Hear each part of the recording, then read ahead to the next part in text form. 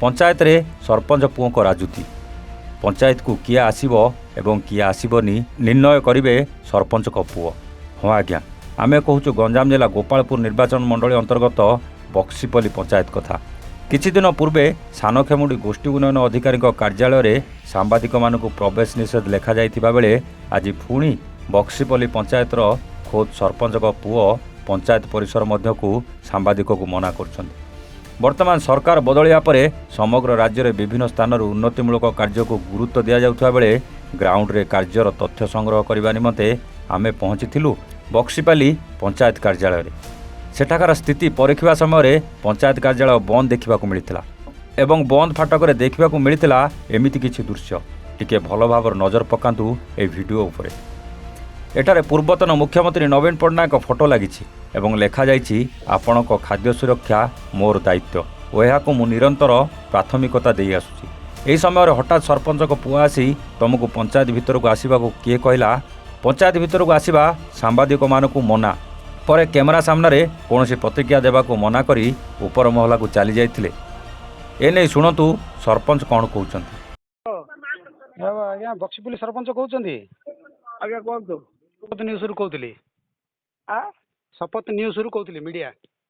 कहतु आजा आपणकर ऑफिस को कौन पब्लिक जिया को मना की नाई तो अच्छा आपण पो हैंडल करछन्ति कि office panchayat office panchayat office को आपण पो हैंडल करछन्ति कि नाई तो आमे गलाळू भितर आसी परियानी बेली कहले के कहला आपणकर पो आपण कोन पे आसिल कि कौन डेवलपमेंट काम कौन चलची आपण सहित मिसिया जाइथिलु।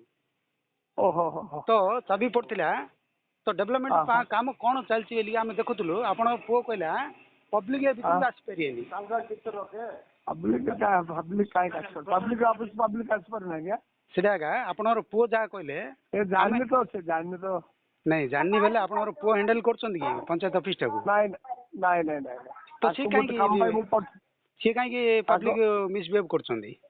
वर्तमान शुणतु कौन कहउछन्ति रंगेलुंडार गोष्ठी उन्नयन अधिकारी। सर मु शपथ न्यूज रु कहउतली शपथ न्यूज मीडिया रु कहउतली।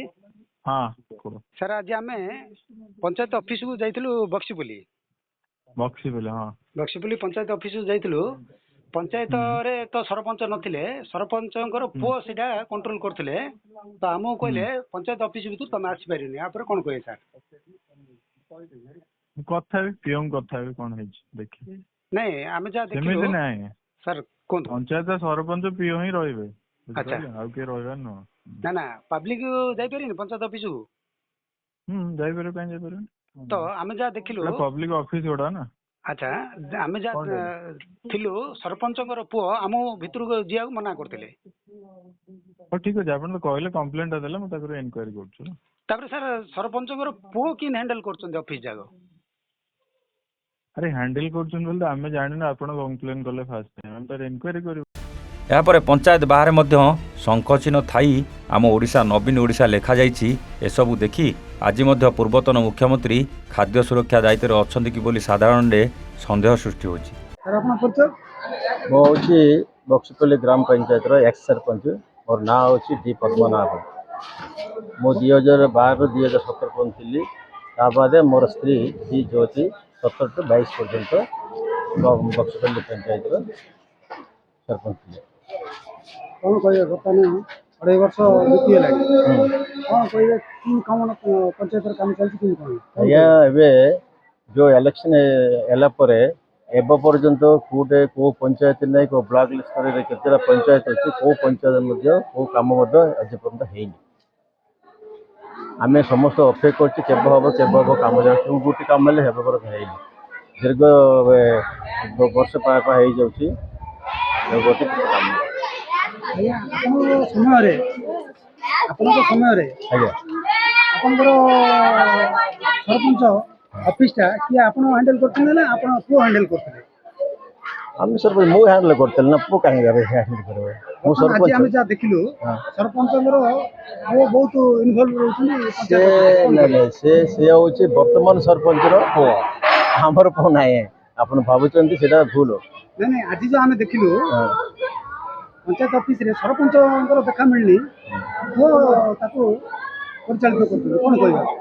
এটা ভুল ধারণা যাই বলে এটাকে একচুয়ালি ସରପଞ୍ଚ ଇଲେକ୍ଟ ସେୟା କରିବା କଥା ଆଉ କେଉଁ ଜାଗାରେ କ'ଣ କରିପାରିବ ଲୋକଙ୍କର କ'ଣ ଦୁଃଖ ସୁଖ ବୁଝିପାରିବ ସେ ତେଣୁକରି ଏଠି ଠିକ୍ ନାହିଁ ଯେ ସରପଞ୍ଚ ଇଲେକ୍ଟ ହେଇছে ସେ ଯାହାର କ'ଣ ସୁବିଧା ଅସୁବିଧା ଅଛି ସେ କରିବା ପିଲାରେ ଆଚ୍ଛା ପଞ୍ଚାୟତ ଅଫିସ ଭିତରକୁ ପବ୍ଲିକ ଯିବାକୁ ମନା କି?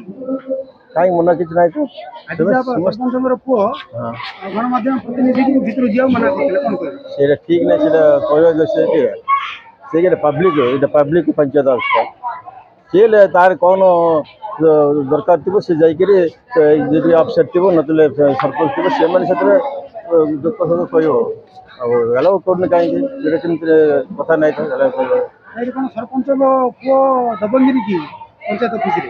ନାଇଁ କାହିଁକି ସେ ଆଜ୍ଞା ତାହେଲେ କାହିଁକି ଗଣମାଧ୍ୟମ ମନା କଲେ? ମୁଁ ଜାଣିପାରିଲିନି କ'ଣ ପାଇଁ କରୁଛି ଯଦି ସେ କରୁଛି ବୋଲେ ତାର ଭୁଲ ଆଜ୍ଞା। ରଙ୍ଗେଇଲୁଣ୍ଡାରୁ ସନ୍ଦେଶ କୁମାର ସାହୁଙ୍କ ରିପୋର୍ଟ A1 ଓଡ଼ିଶା।